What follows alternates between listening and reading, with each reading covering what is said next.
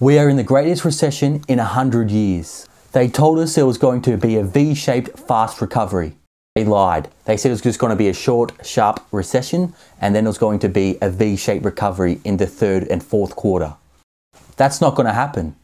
In this video, I'm going to go over the worsening economic situation we are here in Australia and how we can prepare for what's coming, because it's not going to be good. If this video brings you value, please like for the whole YouTube algorithm. And comment your thoughts below. How do you think the Australian economy is going to recover after this? And subscribe for more awesome content on economic news, property, personal finance, savings and investing. Let's get into the video. Okay, first things first, let's talk about JobKeeper and JobSeeker. They said it's all good, we're going to extend it after September, everything's going to be fine. I'm going to break down the data, and if you think economics is boring, I'm going to make it awesome. So if you're a property owner, investor, if you're just a tenant, or if you're employee or employer, this is going to affect everyone and you need to understand how and how to prepare. Okay, so the government announced it will extend JobKeeper and JobSeeker after September because there was going to be an economic cliff. So what they were going to do is they're going to reduce JobKeeper from $1,500 a fortnight to $1,200 a fortnight after September. And they're also going to reduce JobSeeker from $1,100 a fortnight to $800 a fortnight. And then after that, in January, they're going to reduce JobKeeper again to $1,000 a fortnight, and they're going to decide what they're going to do with JobSeeker in December. Now, okay, this is good news, and it is good news for struggling families that were in a lot of uncertainty, not knowing if they're still going to get a paycheck after September. But there is a key thing missing here, or a key bit of information people aren't fully aware of, and that is the new testing criteria. For the new testing criteria, businesses have to prove they've had a reduction in turnover of 30%. And for big businesses, they have to prove they've had a reduction of 50%. That means after October, up to 2 million people could be kicked off the JobKeeper scheme and be put on JobSeeker. This is going to greatly affect the unemployment rate, and economists are predicting unemployment rate could hit 10% by the end of the year. Also, we've had a huge amount of stimulus in the past 3 months. We had 2 $750 stimulus payments sent to Australians that are on Centrelink or receiving some kind of benefit like JobKeeper, JobSeeker, family tax benefit from last financial year to this financial year. So that was $1,500 pumped in the economy. Then people in financial hardship were able to withdraw $10,000 out of their super last financial year and this financial year. Also, JobKeeper was announced, and that was $1,500 a fortnight, which is now being reduced. Same as JobSeeker was announced, and that was $1,100 a fortnight, and that is being reduced. So there's been a lot of money pumped into the economy, which is now being withdrawn when we're only just starting the economic version of this recession. Because what started the first part of the recession was a pandemic, and now we're going to lead into the actual financial crisis of this recession. Because Australia was going to probably head into a recession before this, but this has just made the recession that was coming going to be steeper and longer. Another thing that was announced was banks are going to extend mortgage holidays by up to 4 months, which means some customers will have a total of 10 months where they don't have to pay their mortgage. But there are some banks that are starting to have the discussion with customers that are saying that there's no way that they're going to be able to repay their mortgage anytime soon. Up to 800,000 customers took up these loan payment deferrals, and a sneaky thing the banks are hiding is they're still keeping these loans on their books as good loans, meaning they can sell these mortgages to investors and still class them as, A-grade investments or A-grade mortgage-backed securities. Kind of sounds like what happened in the 2008 real estate and global financial crisis in America, when banks were mixing bad loans with good loans and selling them to investors. There's a little sneaky reason why they're doing this, and that is because the more bad loans the banks have on their book, the more capital they're required to hold. And that means they can't pay out as much dividends to investors. And they've also just announced that banks can now pay a dividend to investors, but they still have to keep 50% of their profits in case these loans turn bad and a lot of people start defaulting on these loans. Now, there is also another big picture that the mainstream media is not talking about, and that is rental stress. There's up to 1.7 million Australians in rental stress right now, and how this is going to affect the property market is when tenants can't pay their rent, they don't have the option like people that have a mortgage to fully defer and pay nothing for 10 months. So they're having to negotiate with the landlords lower rent, and that's going to affect the landlord, one, if they don't pay at all, or two, even if they do negotiate the rent, which is probably the best thing to do, because if there's a mass amount of evictions right now, there's just simply not enough tenants to fill these vacant properties that would come onto the market. So how this will affect property prices is, if you get lower rent, say for example you had an investment property that you put up for sale and before was renting $400 a week, and now the rent's dropped to $300 a week. If another investor goes to buy that property, the bank will then ask, how much rent are you going to get from that? What is your disposable personal income? And the lower rent, you either have to pay more from your personal income, or you simply won't be able to borrow as much to pay for that investment property. And this is going to have a negative effect on the investor part of the property market. And the Australian Bureau of Statistics revealed in May that there was a 15% reduction in investor lending.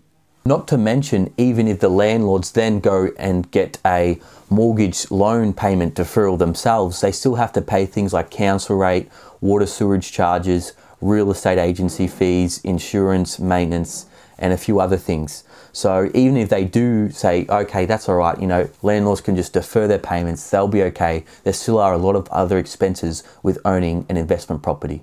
Now we're going to talk about inflation, and you need to understand how this works and the data that was just released. The Australian Bureau of Statistics released their Consumer Price Index data for the June quarter, and there was a huge decline of 1.9%. That's right, we are actually in deflation. And guess what? Central banks and the government hate deflation, and I'll tell you why. The little secret of inflation and why the reserve banks and all central banks around the world and the government love inflation, do you want to know the secret? It's because it devalues the debt. That's right. Let's say, for example, your parents, they have a mortgage of $100,000, and you may say to your mum, dad, wow, that's so low, I wish I had a mortgage like that.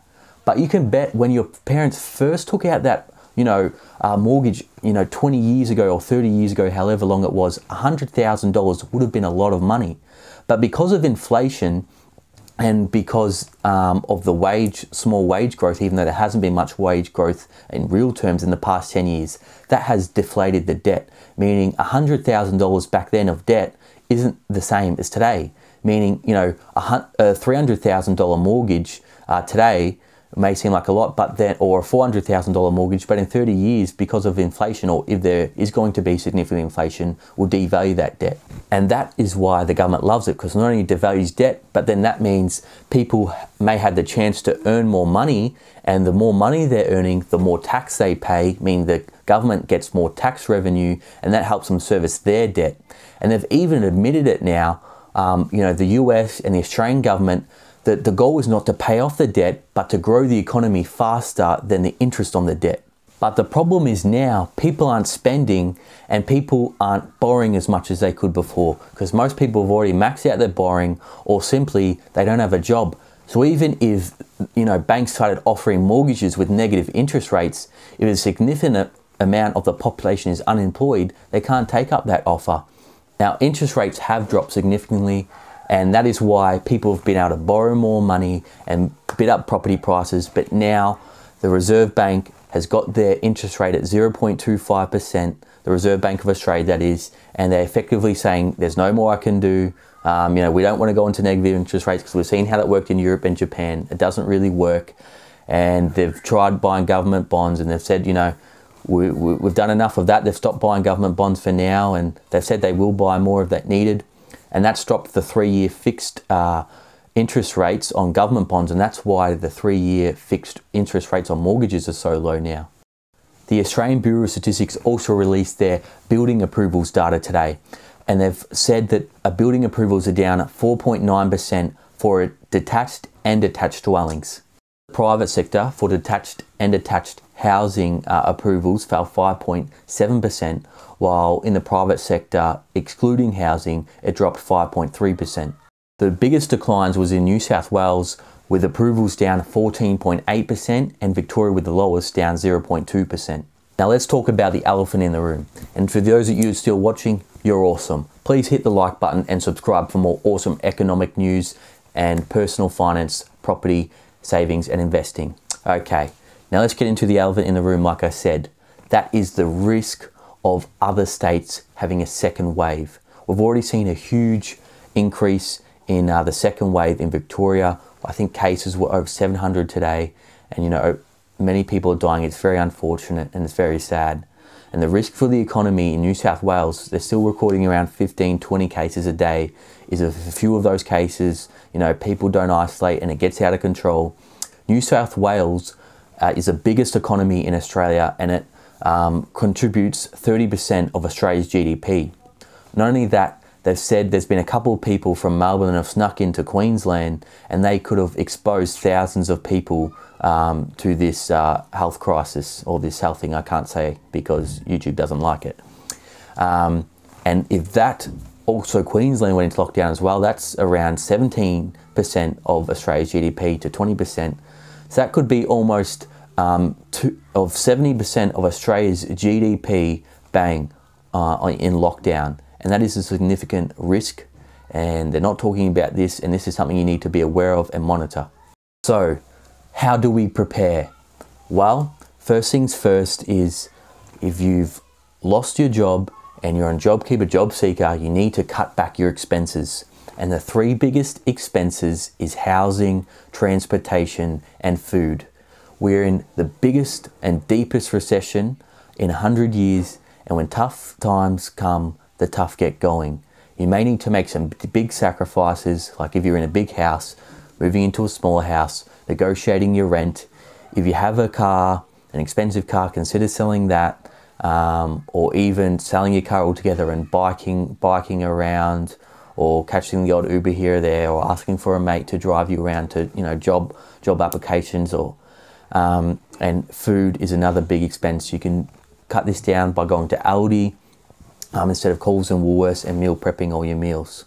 Another big thing Australians haven't done, because we've had no official recession in 30 years, and that's only because of immigration. If there was no immigration on a per capita base, we would have had a few recessions. You need to create an emergency fund. We've had such good times. We are one of the richest nations on a medium household wealth income, only second to Switzerland. And we haven't, you know, been prepared. We've thought the good times will keep coming and they'll always be good, and we haven't had an emergency fund. So what you need to do is slowly build up an emergency fund of 3 to 6 months living expenses, and pay off all high interest debt. And also, if you are in a good position, start putting the money away in case there is, you know, this isn't financial advice. This is just, you know, what could happen, you know, that there's a property market crash next year and you may be able to get some cheap properties, or if the stock market crashes again, you may be able to get some cheap shares. Again, not financial advice. This is just pure speculation here. So guys, if this video brought you value, please like for the whole YouTube algorithm, and comment your thoughts below. What do you think Australia needs to do to get out of this economic crisis? And subscribe for more awesome content on economic news, property, personal finance, savings, and investing. I'll see you in the next video.